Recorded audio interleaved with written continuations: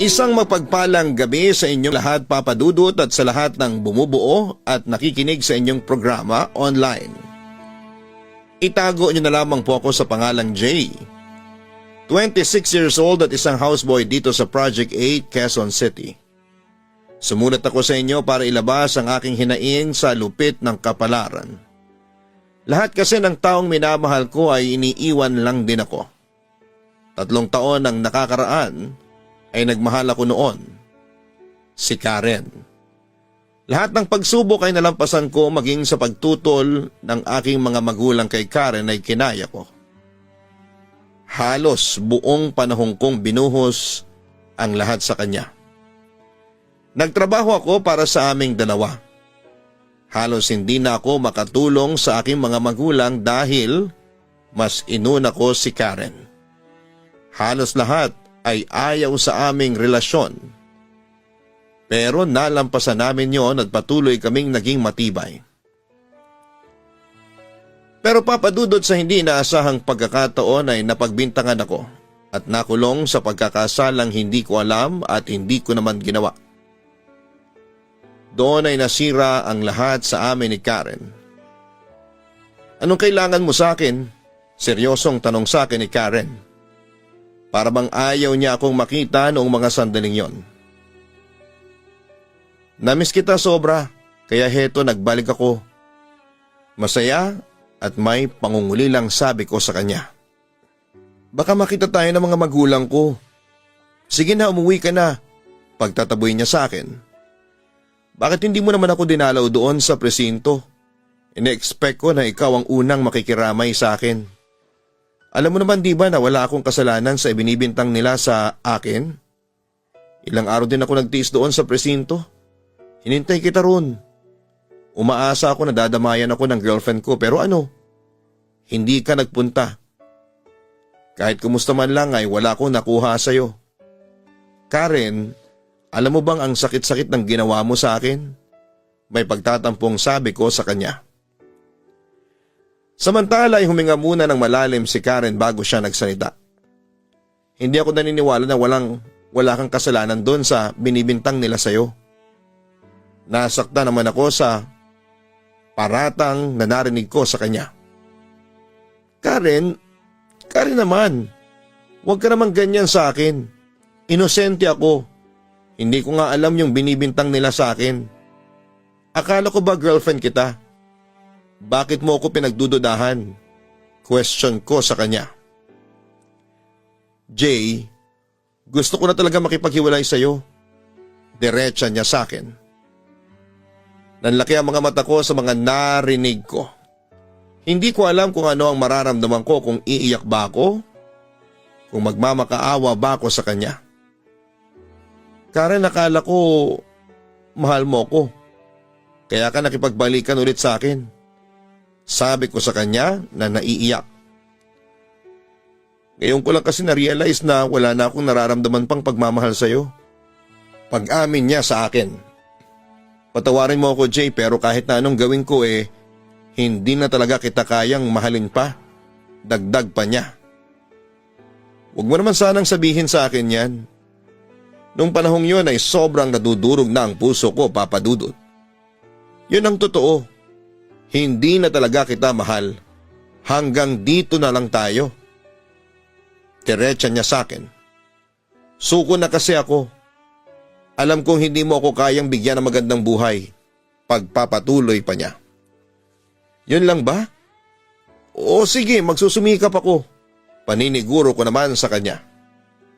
Umaasa ako na maniniwala siya sa mga sinasabi ko. Paano mo ako mabubuhay kung sakaling maging asawa mo ako samantalang tagabantay ka lang ng computer shop ng pinsan mo? Magkano nang bang kinikita mo dun ha? Tapos palagi kang walang oras sa akin? Dahil dyan sa trabaho mo kahit kailan hindi ko naramdaman na may boyfriend ako. Jay, kung hanggang doon ka lang mas mabuti pang wag na lang ako magpatali pa sa'yo. At saka meron ako ipagtatapad sa'yo, Jay. Kahit kailan hindi kita minahal. Ginamit lang kita. Nagawa ko lang yon kasi gipit na ako sa pera. Wala pa kasi akong trabaho noon. Hindi ko alam kung saan ako kukuha ng panggastos ko sa pag-a-apply para sa trabaho. Kaya ako kumapit sa iyo para lang sa pansarili kong interes. Yun naman ang mga sinabi ni Karen sa akin na lalong nagpasakit ng aking damdamin. Nanginig naman ang buong kong katawan dahil sa galit sa kanya at awa sa aking sarili. Ang sama-sama mo, naisumbat ko sa kanya. Pero naisip ko na kasalanan ko rin ang lahat kasi hinayaan ko siyang gamitin ako. Oo, una pa lang ay nakaramdam na ako ng kutob na ginagamit lamang niya ako. Pero dahil sa matagal ko na siyang iniibig noon, ay sinamantala ko ang pagkakataon. Naging masaya naman ang relasyon namin, Papa Dudut, pero sa aming dalawa, ako lamang ang expressive at halos nagdadala ng aming relasyon. Sorry Jay, pero hindi mo na ako mapababalik pa sa dati nating relasyon. Nagpapasalamat pa nga ako at sa wakas ay nakawala na rin ako sa iyo. Hindi na kita kailangan, Jay. Sabi pa sa akin ni Karen na parang baliwala lamang sa kanya ang nakaraan namin. Manggagamit ka, tangi ko lamang nasabi sa kanya dahil sa sobrang disappointment. Manggagamit na kung manggagamit. Kahit ano pang sabihin mo, hindi na ako naapektuhan pa. Matigas niyang sabi sa akin. Alam mo Karen, hindi ko maiwasan tuloy na magalit sa sarili ko kasi nagpakatanga ko sa iyo. Hindi ko maiwasang magsisi. Kasi tinulungan pa kita. Naminahal pa kita.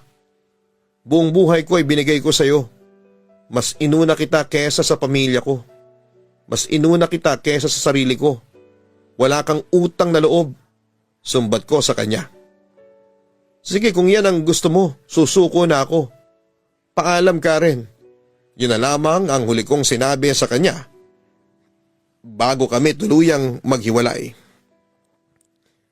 Papadudot at nang makalaya ako, pansamantala sa pamamagitan ng pagpiyansa ay nilibang ko ang aking sarili sa pamamagitan ng Facebook at di naglaon ay nakilala ko naman si Rose. Hindi niya tunay na pangalan. Muling nanumbalik ang saya na nararamdaman ko nang nakilala ko siya. Nakalimutan ko si Karen ng dahil sa kanya. Hanggang sa na-develop ako sa kanya at yun na nga niligawan ko siya. Mukhang masaya ang anak ko ngayon na. Ano ba o sino ang nagpapasaya sa'yo? Usisa sa akin ang nanay ko nang mapansin niyang kakaiba ang aking mga kinikilos. Tama po kayo inay. Meron nga po nagpapasaya sa akin. Rose po ang pangalan niya. Inay, nililigawan ko na po siya at malakas ang kutob kong sasagutin niya ako. Sabik na sabik kong kwento sa kanya. Saan mo naman siya nakilala? Usisa pa niya sa akin. Nagkakilala po kami sa Facebook inay, mabait po siya. Maganda parang kayo inay, pagmamalaki ko pa. Anak, nasabi mo ba sa kanya yung tungkol sa nakaraan mo? Ano, tanggap ba naman niya? Maya-maya'y sumeryoso noon si inay na tila ba nag-aalala para sa akin. Hindi ko pa po nasasabi yon sa kanya, pagtatapat ko. Kung yung tungkol po doon sa nakulong ako wala yon. Napatunayan naman pong wala akong kasalanan. Sana matanggap ka niya oras na malaman niya ang totoo. Basta anak, tandaan mo na palagi ako nakasuporta sa'yo. Wika sa akin ni inay noong araw na yon. Samantala kinagabihan ay muli kaming nag-usap ni Rose sa cellphone. As usual ay kwentuhan kami hanggang sa napunta ang usapan sa aking panliligaw sa kanya. Namimiss kita Jay, sabi sa akin ni Rose. Ibig sabihin ba niyan love mo rin ako o sisa ko naman sa kanya? Syempre mahal kita. Biglang pag-amin niya sa akin. Kung gano'n sinasagot mo na ako, tanong ko sa kanya. Jay, sinasagot na kita. Oo, tayo na. Sa wakas at narinig ko rin kay Rose ang matamis niyang oo. Talaga Rose, sinasagot mo na ako? Sabi ko sa kanya habang hindi pa rin ako makapaniwala noon. Ang totoo niyan, kaya ako tumawag sa iyo para sabihin to sa iyo. Hindi na kasi ako makatiis Gusto ko nang maging boyfriend kita. Pagtatapat pa niya sa akin. Pero saglit lang ang naging kasiyahan ko dahil nakaramdam ako ng kaba. Bago ako mag-celebrate ay kailangang malaman muna ni Rose ang katotohanan tungkol sa akin. Rose, may sasabihin sana ako sa iyo. Kinabahan kong panimula sa kanya. Pasensya na kung ngayon ko lang sasabihin to ha. Nakulong ako dati sa kasalanang hindi ko namang ginawa. Yun lang ba? Naku, wala yun sa akin. Ang mahalaga, wala kang kasalanan. At kung sakaling nagkasala ka man dati, ang mahalaga, pinagsisihan mo na ang lahat. Sagot naman sa akin ni Rose. Sa puntong yon ay nakahinga na ako ng maluwag. Bago pa kasi ang pag-uusap namin yon, ay na-text ko na sa kanya yung tungkol sa narating ko. Nag-grade 6 lamang ang natapos ko. Natanggap naman ako ni Rose dahil ayon sa kanya ay mas mahalaga sa kanyang ugali kesa nakatapos man ng pag-aaral o hindi. So meron ka na bang plano para sa unang lakad natin bilang mag-boyfriend-girlfriend? Usisa ni Rose sa akin. Agad naman akong umamin. Wala pa pero pagpaplanuhan ko yan. Sisiguraduhin kong magiging masaya at memorable ang unang paglabas natin bilang magkasintahan. Pangako ko naman sa kanya. Papadudot naging masaya naman ang relasyon namin ni Rose. Wala naman kaming naging problema. Kaya inakala ko na siya na nga ang matagal ko nang hinihintay.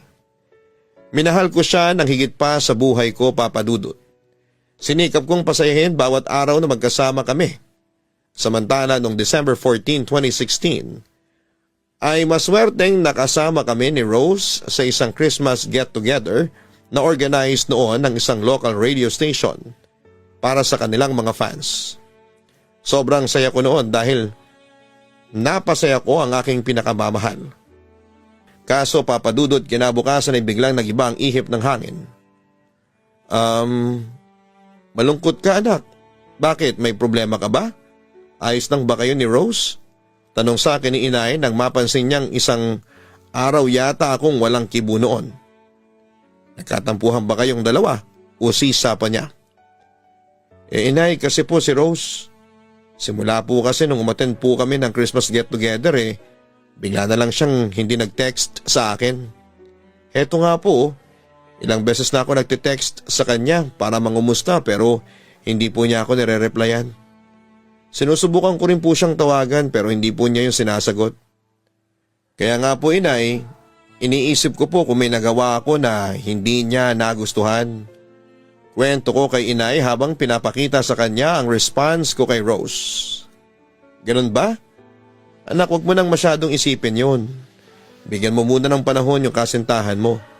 Kakausapin ka din niya. Malay mo baka masyado lang siyang abala ngayon.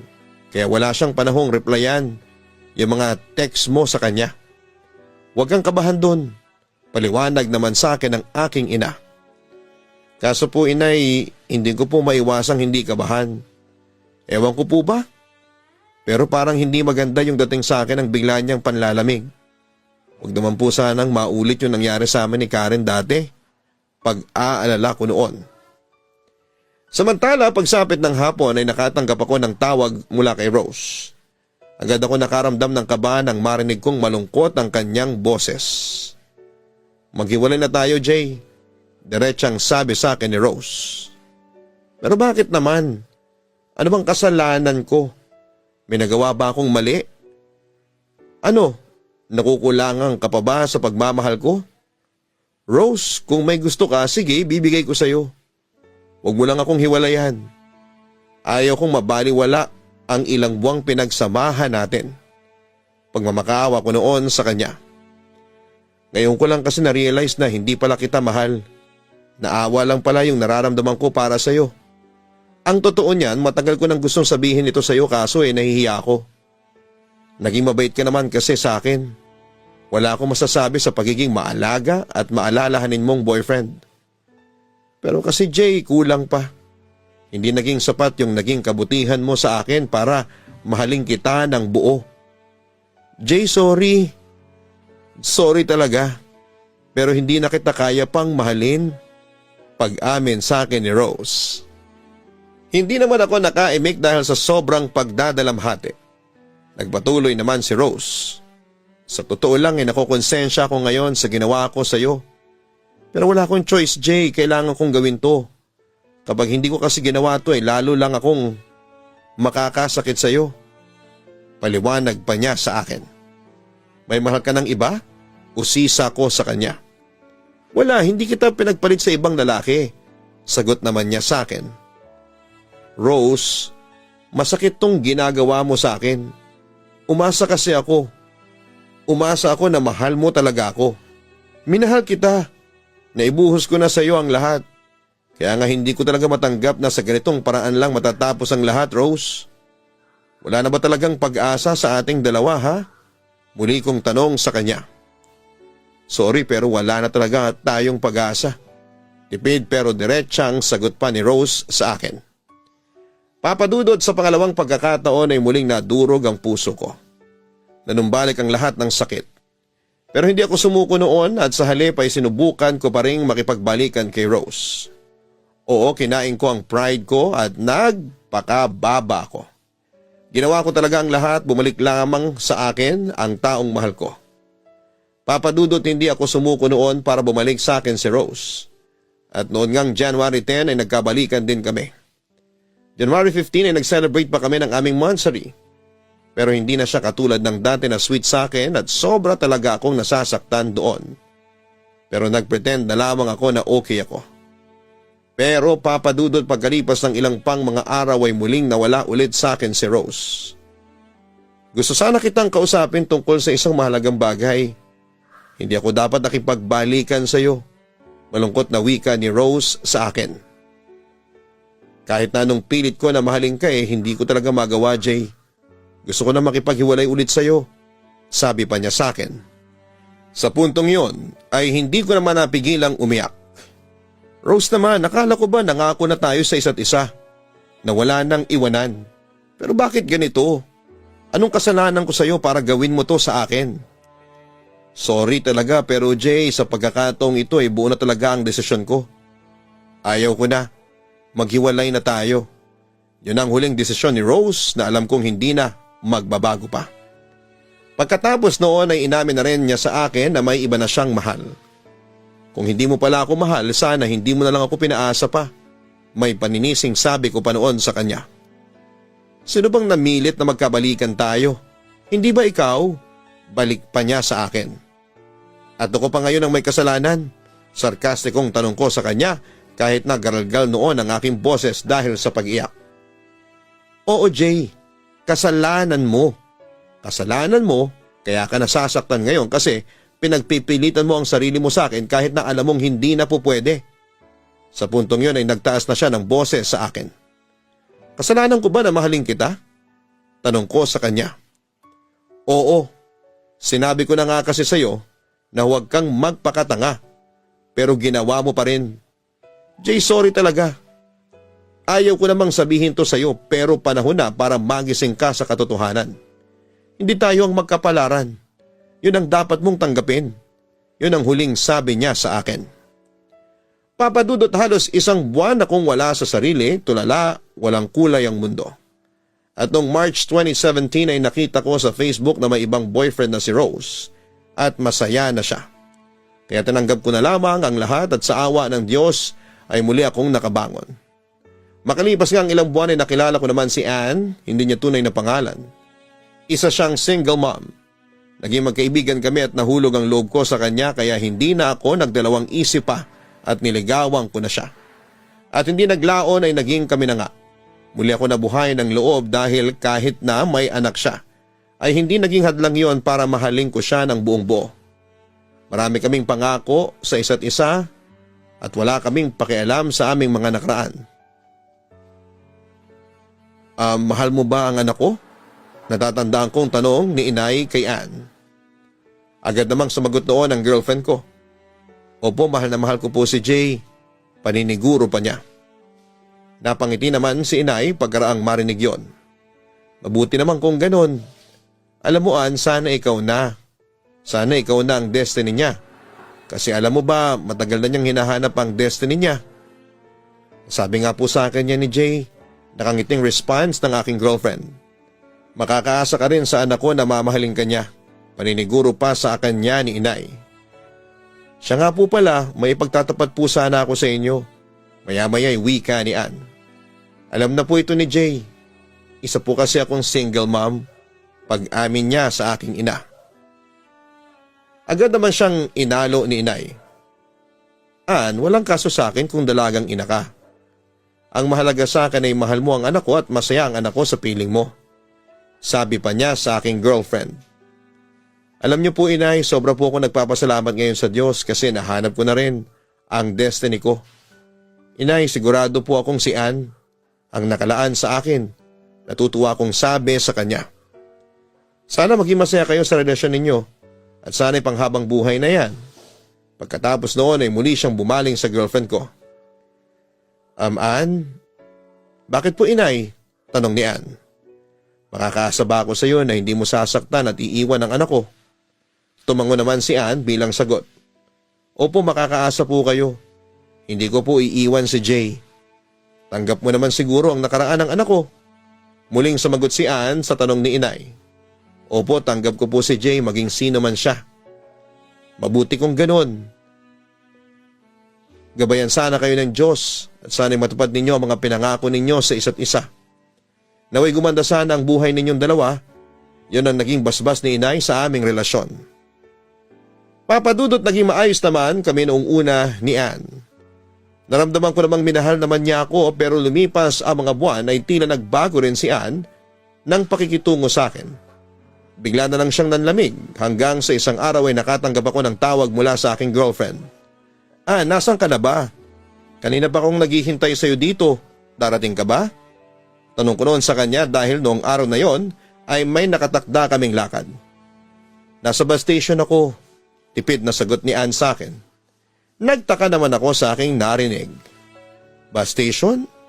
Bakit? Anong ginagawa mo dyan? Uwi ako ng probinsya kasama ang anak ko. Sagot niya. Bakit hindi mo naman sinabi sa akin yan? Kailan ang balik mo? Muli kong tanong sa kanya. Labis akong kinabahan sa tono pa lamang ng kanyang boses. Hindi na ako babalik pa dyan. Sagot niya ulit sa akin. Anong ibig mong sabihin ha? Nagsimula na akong mag-hysterical. Alam ko na kasi ang kasunod noon, Papa Dudut. Jay, sorry pero ayaw ko na. Hindi na ako masaya sa'yo. Kaya makikipaghiwalay na ako sa'yo. Pagtatapad sa akin ni Ann. Naman? Huwag mo naman sabihin yan sa akin. Sa puntong yun ay hindi ko na napigilan pang umiyak. Jay, gustuhin ko man na mahalin kita pero hindi ko talaga kaya. Oo, inakala ko na mahal kita pero bigla ko na lang naramdaman na hindi na pala kita mahal. Naawa lang pala ang nararamdaman ko para sa'yo. Pag-amin pa niya sa akin. At saka nag-aalala lang din ako sa magiging kinabukasan natin. Jay, anong klaseng buhay ang maibibigay mo sa akin sakaling ako ang makatuluyan mo? Mabibigyan mo ba ako ng magandang buhay? Hindi. Pareho lang tayong katulong. Dagdag pa niya. Kaya ko namang magsumika para mabigyan ka ng maayos na buhay. Wika ko naman sa kanya. Mahirap nang sumugal, Jay, patawarin mo ako pero ayaw ko na ng buhay ng walang kasiguraduhan.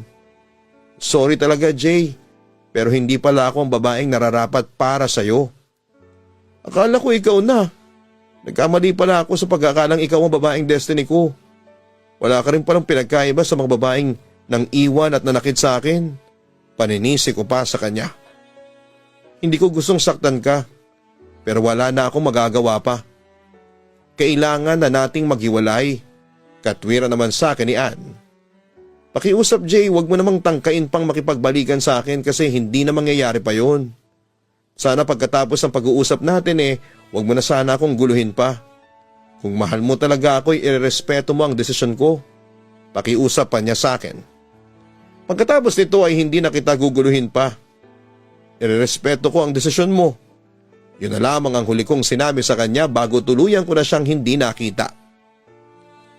Papadudot ng mga panahong yon ay gusto ko nang mamatay.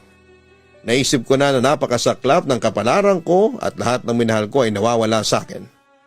Inisip ko rin na saan ako nagkamali. Saan ba ako nagkulang? Nagmahal lang naman ako ng sobra pero bakit kulang pa rin at para akong pinagdadamutan ng panahon para maging masaya. Ang sakit talaga, Papa Dudut. Hindi na ba ako dapat magmahal ng totoo? Paano mawawala ang sakit na nararamdaman ko? Papa Dudut, sana po ay mabigyan ako ng payo ng inyong mga tagapakinig kung ano ang dapat kong gawin para ako'y mahalin at lubusang maging masaya sa buhay pag-ibig. Muli maraming salamat and God bless sa inyong lahat. Lubos na gumagalang, Jay. Maraming salamat, Jay, sa pagbabahagi mo ng iyong kwento sa Papa Dudut YouTube channel sa ating segment na Papa Dudut Stories. Nakakalungkot na malaman na iniwang ka ng mga minahal mong babae. Siguro'y nangyari yon dahil sa pangamba nilang hindi mo sila mabibigyan ng magandang buhay dahil sa kasalukuyang estado ng iyong buhay. Pero huwag kang ma-discourage doon. Ipagpatuloy mo lang ang iyong pagsusumikap dahil darating din ang panahon. At aasenso ka rin. Tungkol naman kina Karen, Rose at Anne, kalimutan mo na sila, Jay. Maaaring hindi sila ang mga babaeng nagmamahal ng tapat sa iyo. Pero tulad ng sinasabi natin sa karamihan, mahahanap mo rin ang tunay mong pag-ibig sa tamang panahon. Kaya huwag kang panghinaan ng loob. Tanggapin mo na lamang na wala na si Anne at mag-move on. Basta Jay, magmahal ka pa rin ng totoo dahil dyan mo mahahanap ang totoong magmamahal din sa'yo. Isang magandang araw po sa inyong lahat. Tawagin niyo na lamang po ako sa pangalang Russell. 36 years old na ngayon at kasalukuyang nakatira dito sa Imos, Cavite. Madalas ay pinakikinggan ko dito sa opisina namin ang inyong programa at heto na nga ang naging libangan namin. Minsan ay nakikinig kami sa inyong YouTube channel na Papa Dudut Stories. Na-inspire naman akong sumulat sa inyo dahil na rin sa pagpupursige ng aking asawa. Papa Dudut, kasama sa kwento ko si Cara Mia, isang Italian Pinay, at ang kaisa-isang babae sa aking buhay. Nagsimula kami bilang mag-best friends. High school pa lamang kami ay close na kami. Hanggang sa magtapos nga kami ng college ay matibay pa rin ang friendship naming dalawa. Pero ang hindi alam ni Cara Mia ay matagal na akong may pagtatangi sa kanya. Sekreto ko siyang minamahal at nasasaktan ako sa tuwing magkasama si Cara Mia at ang boyfriend niya noon na si Jordan. Hanggang sa isang gabi isang balita ang nakarating sa akin. Russell, nakipaghiwalay na si Jordan sa akin. Pag-amin sa akin ni Cara Mia habang kausap ko siya sa cellphone. Siyempre nagulat naman ako sa balita. Sino mag-aakala na mauuwi silang dalawa sa hiwalayan? Samantalang ang sweet-sweet nila. Pero bakit? Ewan ko.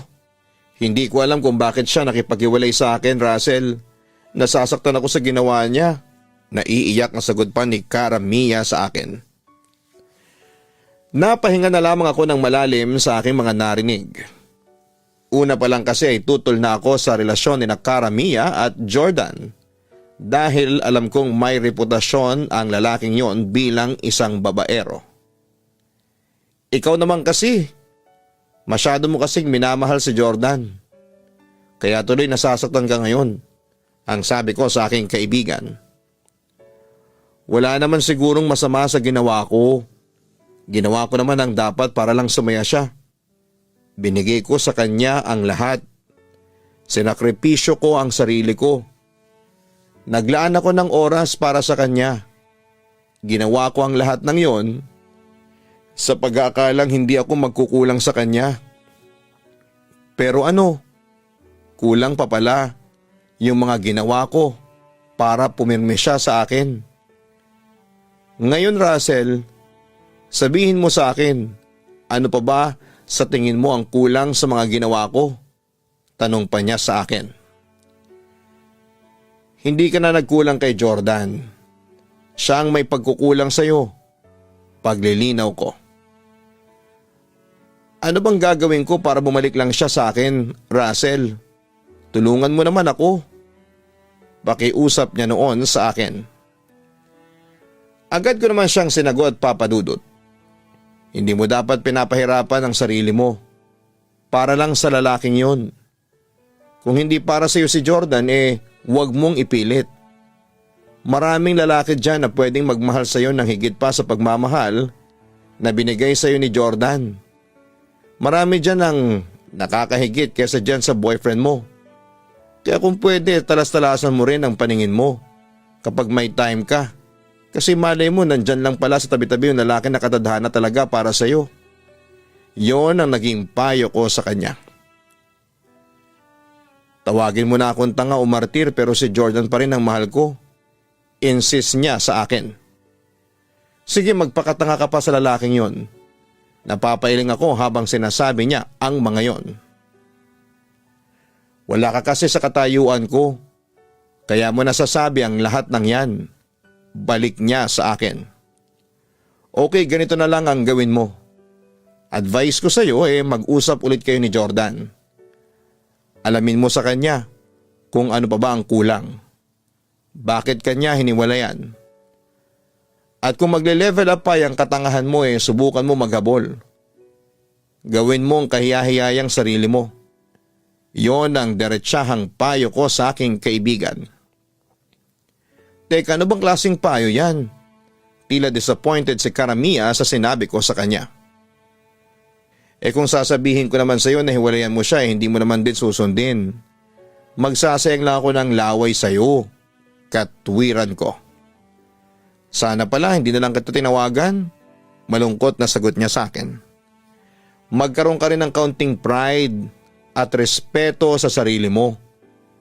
At saka kaunting common sense lang. Hiniwalayan ka na ni Jordan kasi hindi ka na niya mahal.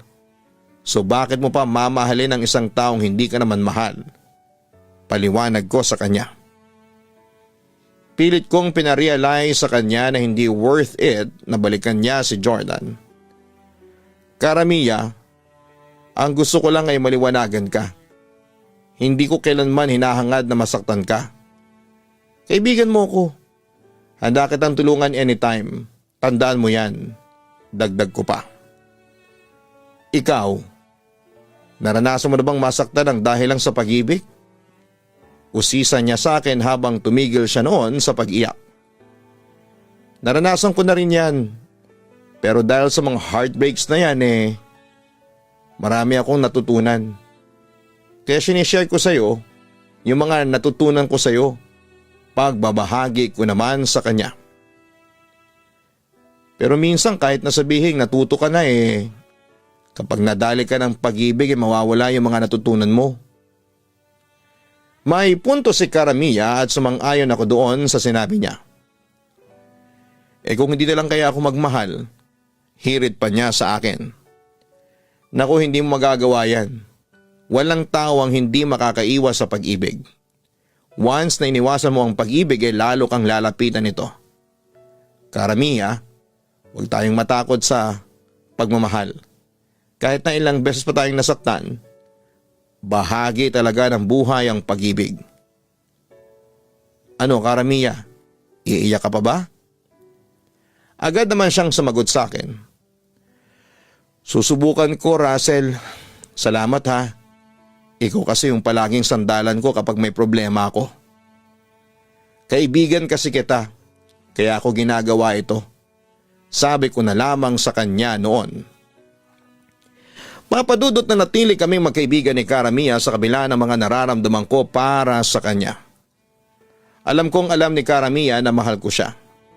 Pero nanatili siyang nagbubulag-bulagan dahil nga mahal pa rin niya si Jordan. Lihim nga lang akong nasasaktan noong panahong devastated siya dahil si Jordan ay ikinasal sa ibang babae. Ako ang naging sandala noon ni Karamia at dinamayan ko siya sa abot ng makakaya ko. Hanggang sa isang araw ay tuluyan ko nang naipagtapat kay Karamia na mahal ko siya. Samantala makalipas ang ilang buwan ay naging kami ni Karamia. Oo, Papa Dudut. Naging panakipbutas ako pero willing naman ako dahil na rin siguro sa pagmamahal ko sa kanya. Kaso isang araw, nagkalabuan kami dahil nalaman niyang pinsan ko pala yung babaeng umagaw kay Jordan. Pero dahil ayaw kong mawala si Cara Mia sa akin kaya ginawa ko ang lahat ng paraan para magstay siya sa akin. Pero dumating ang panahon na sinubo kami ng tadhana ni Cara Mia. Nagtampo siya sa akin nang malaman niyang sinekreto ko sa kanya na ang babaeng umagaw kay Jordan ay walang iba kundi ang pinsan ko. Sorry kung nagsinungaling ako sa iyo. Patawarin mo kung sinekreto ko sa iyo na pinsan ko si Marie Chris. Paghingi ko sa kanya ng paumanhin. Bakit hindi mo sinabi sa akin na magpinsan kayo ni Marie Chris? Seryosong tanong niya sa akin. Wala naman sigurong dahilan para isekreto sa akin na pinsan mo pala yung babaeng umagaw sa boyfriend ko. Tatanggapin naman kita kahit na pinsan mo pa siya. Baka kasi hiwalayan mo ako kapag nalaman mong pinsan ko si Marie Chris. Pero sasabihin ko naman yun sa iyo sa tamang panahon. Katwiran ko sa kanya. Kaso ang tanong kailan mo sa akin yun sasabihin? Isang taon na rin tayong magkarelasyon tapos ngayon mo lang nalaman ng totoo? Nagtatampo pa rin noon ang girlfriend ko. Please Cara Mia, patawarin mo na ako. Pakiusap ko noon sa kanya. Okay, patatawarin kita. Huwag mo nang uulitin na magsinungaling sa akin. At kung meron pa akong dapat na malaman sabihin mo na kaagad sa akin ngayon. Mahinahon niyang tugon sa akin. Wala na akong tinatago pang sekreto sa iyo. Promise, hindi na mauulit ito. Yun naman ang paniniguro ko sa kanya. Nga pala Russell, may sasabihin ako sa iyo. Panimula niya. Kahapon, aksidente nagkita kami ni Jordan sa palengke. Pag-amin ni Cara Mia sa akin. Talaga? Hindi naman ako nakaramdam ng selos dahil syempre hindi naman ako seloso at malaki ang tiwala ko sa girlfriend ko. Kinausap niya ako pero huwag kang mag-alala.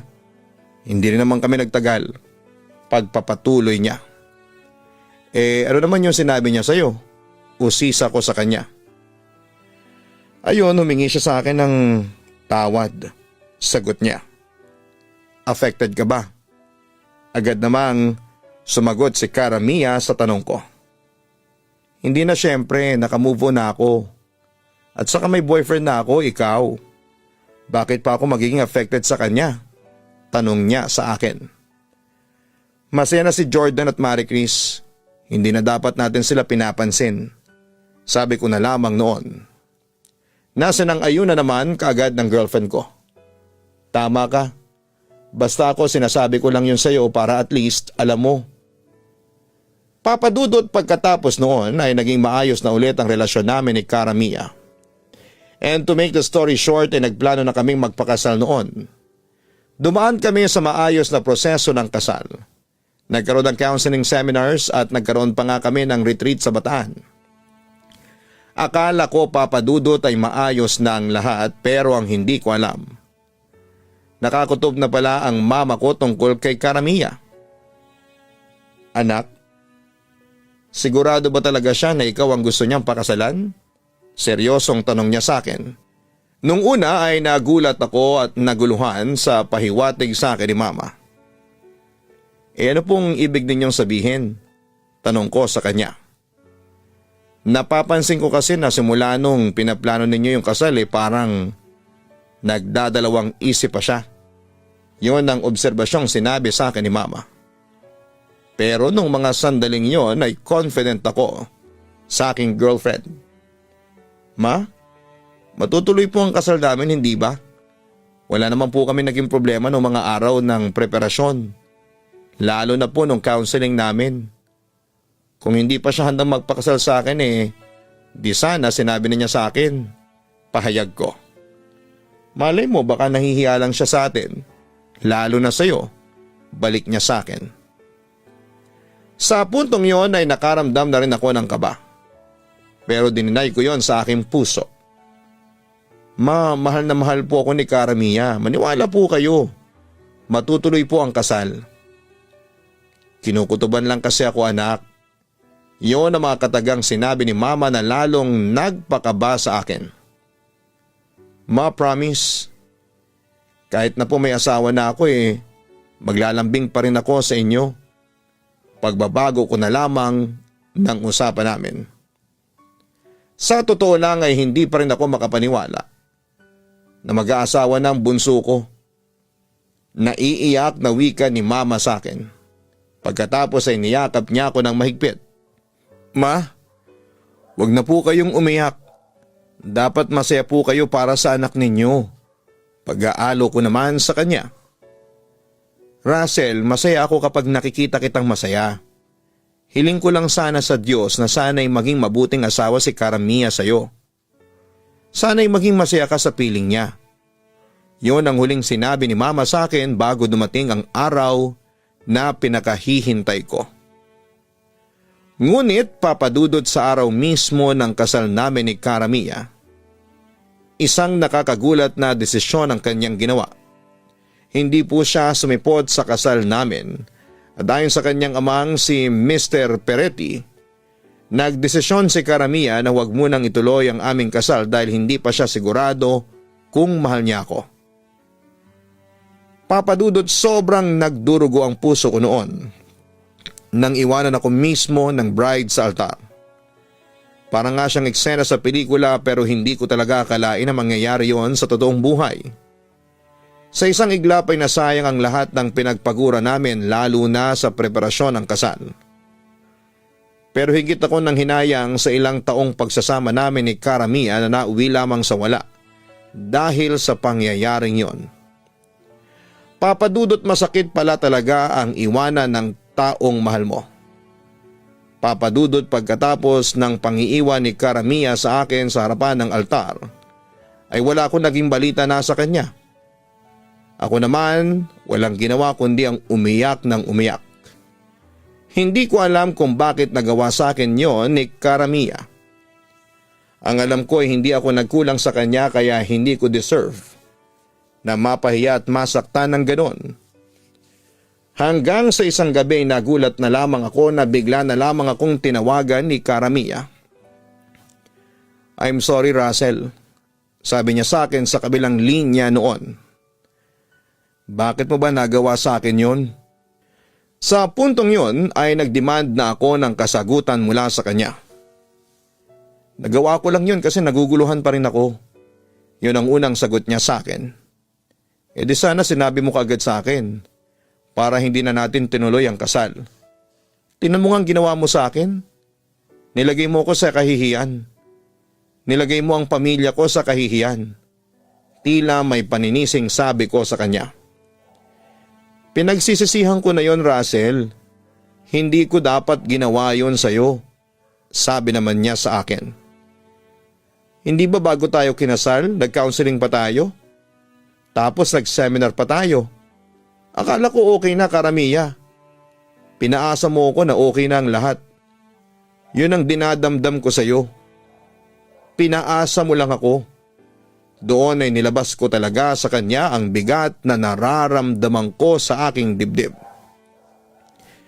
Siguro nga umatras ako sa kasal natin pero tandaan mo, Russell, na kahit kailan, hindi kita niloko. Nagkataon lang na naguluhan ako sa mga nararamdaman ko. Katwiran niya sa akin. Bakit? Si Jordan na naman ba? Alam kong nag-aalinlangan siyang sagutin ang tanong ko na yon. Pero sa huli nagpasya na rin siyang umamin. Oo, Russell, sagot niya. Nakaramdam naman ako ng disappointment sa aking ex-fiancé. Akala ko ba nakalimutan mo na siya? Yun ang akala ko. Pero na-realize ko na mahal ko pa rin pala siya pagtatapat niya sa akin. Karamia naman. May asawa na si Jordan. Masaya na siya sa pamilya niya. Tapos hanggang ngayon siya pa rin ang iniisip mo? Tila naiinis kong sabi sa kanya. Sa totoo lang ay hindi ko rin maintindihan ang sarili ko. Gulong-gulo pa rin ako, ang sabi ni Karamia sa akin. Samantala, nagdesisyon akong itanong sa kanya ang matagal ko nang dapat tinanong noon. Mahal mo ba talaga ako? O napipilitan ka lang na mahalin ako? Hindi naman kaagad nakasagot si Karamiya kahit na hindi ko siya nakikita ay nararamdaman kong nag-aalinlangan siyang sagutin yon, Papa Dudut. Minahal naman kita, Russell. Sinubukan kong ibigay sa iyo ang buong puso ko. Kaso, maya-maya ay sagot niya sa akin pero nagpasya siyang wag na lamang ituloy. Ang sakit ng ginawa mo sa akin, Karamiya. Ang sakit ng ginawa mo. Ginawa mo lang akong panakipbutas, ang sabi ko sa kanya. Kaya ako tumawag sa iyo ay para humingi ng sorry, sabi na lamang niya sa akin. Sa palagay mo, mapapatawad kita sa ginawa mo sa akin? Hindi, Karamiya. Hindi. May diin na sagot ko sa kanya. Wala akong magagawa kung hindi mo ko kayang patawarin. Sige na. Ibababa ko na tong phone. Pero naputol yung sinasabi niya nang sinubukan ko siyang i-interrupt. Sandali. Huwag mo munang ibaba. May gusto ka ba bang marinig sa akin? Tanong niya sa akin habang pinipigilan niya ang daloy ng kanyang emosyon. Sa pagkakataong yon ay hindi ko na napigilan ang aking pagluha. Sige, patatawarin kita. Kung makikipagbalikan ka sa akin. Ano, may pag-asa bang magkabalikan tayong dalawa? Tanong ko sa kanya. Meron naman, kaso hindi ko pa masasabi sa ngayon. Hindi ko alam eh. Siguro kapag nawala na ng tuluyan sa puso ko si Jordan. Basta Russell, hindi ko alam. Yun ang sagot niya sa akin. Pagkatapos noon ay naputol na ang linya. Papa Dudut, lalo akong nasaktan sa mga narinig ko mula kay Karamiya. Pero wala akong choice noon kundi ang tanggapin ang lahat at mag-move on. Tama nga yung sinasabi ng iba na moving on is not easy.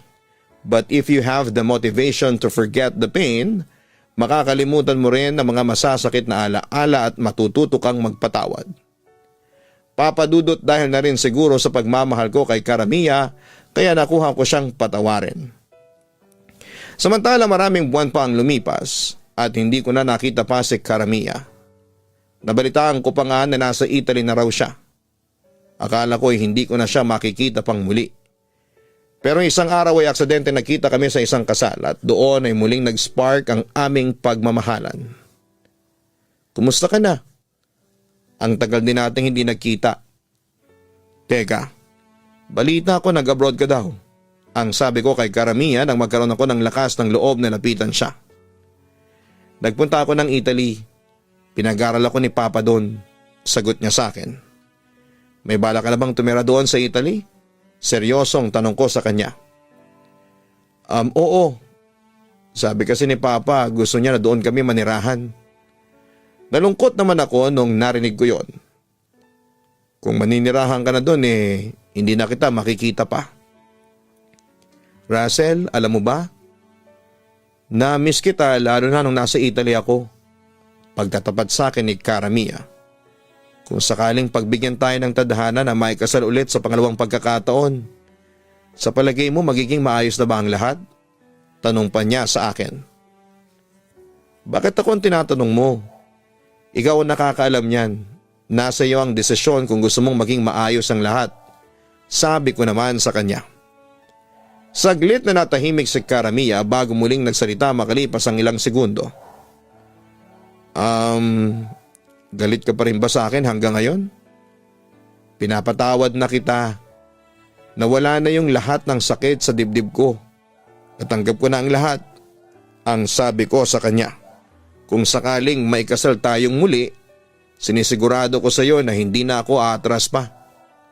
Yun naman ang paniniguro ni Karamiya sa akin. Papa Dudut, yun na siguro ang hudyat para magsimula kaming dalawa ni Karamiya. Naging magkaibigan ulit kami at naging masigla ang aming komunikasyon. At sa bawat oras na pumapatak na magkasama kami ay lalo kong nararamdaman ang pagmamahal ko at pagmamahal niya sa akin. Kaya hindi na naging malabo ang second chance sa aming dalawa. So, how do you feel? Tanong ko sa kanya habang nasa restaurant kami at kumakain. Nag-celebrate kami kasi kakapromote ko lang noon bilang supervisor ng BPO company na pinagtatrabahuhan ko. Excited!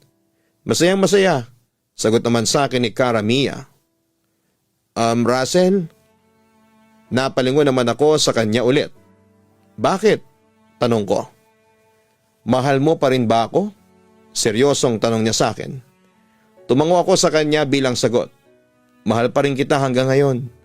Pag-amin ko pa sa kanya. Gusto ko nang ituloy yung naudlot nating kasal. Maya-maya ay tanong niya ulit sa akin.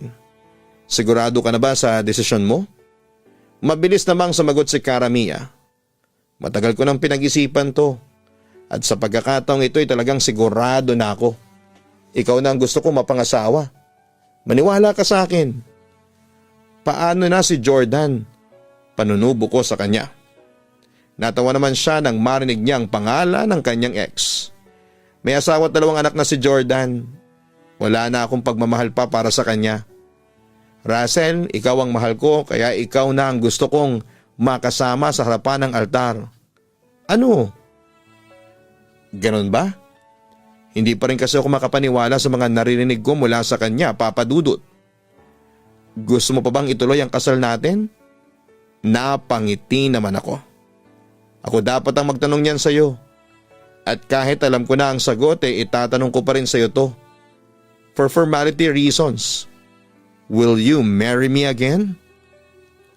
Of course, I will marry you again. Masayang sagot ni Cara Mia sa akin. Papa Dudut, that was the beginning of a new day for us. Makalipas ang ilang buwan ay natuloy na rin ang kasal namin ni Cara Mia. At sa puntong yon ay ramdam na ramdam ko talaga na ako na ang nag-uukupa sa kanyang puso. Sa ngayon ay ilang taon na kaming kasal at may isa na kaming anak. Mahal na mahal pa rin namin ang isa't isa. At going stronger pa rin kami ngayon at magpakailanman. Papa Dudut, maiksi lang ang sulat ko sa inyo. Pero alam kong punong-puno po ito ng pag-asa. Totoo nga talagang love is sweeter the second time around. Sana'y makapagbigay po ito ng inspirasyon sa nakakarami. Masaya din kami ni Cara Mia at naging bahagi kami ng Papa Dudut Stories sa iyong YouTube channel. Kung papalarin po itong ma-upload. Muli maraming salamat at isang magandang gabi sa inyong lahat. Lubos na nagpapasalamat, Russell. No matter how hard the past is, you can always begin again. Yan ang aral na gustong ipahiwatig sa kwentong tampok natin sa araw na ito. Maraming pinagdaan ng pagsubok sina Russell at Cara Mia bago naging matatag ang kanilang pagmamahalan. Nagsimula po sila sa secret love, nasaktan, naging panakipbutas, hiniwalayan, muling pinagtagpo ng tadhana at naging magkaibigan at sa huli ay naging magkatuluyan. Ngunit hindi magiging posible yon kung hindi naging matatag ang pagmamahal ni Russell kay Cara Mia. Kahit pa ilang beses siyang nasaktan at lumuha ng dahil dito. And love always offers second chances, but for those who are deserving.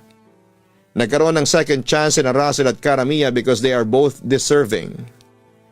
Nakita naman natin na nagsisi si Cara Mia sa nagawa niyang pagkakamali at pinatunayan din niya sa huli na she's deserving dahil pareho silang masaya sa buhay nilang mag-asawa.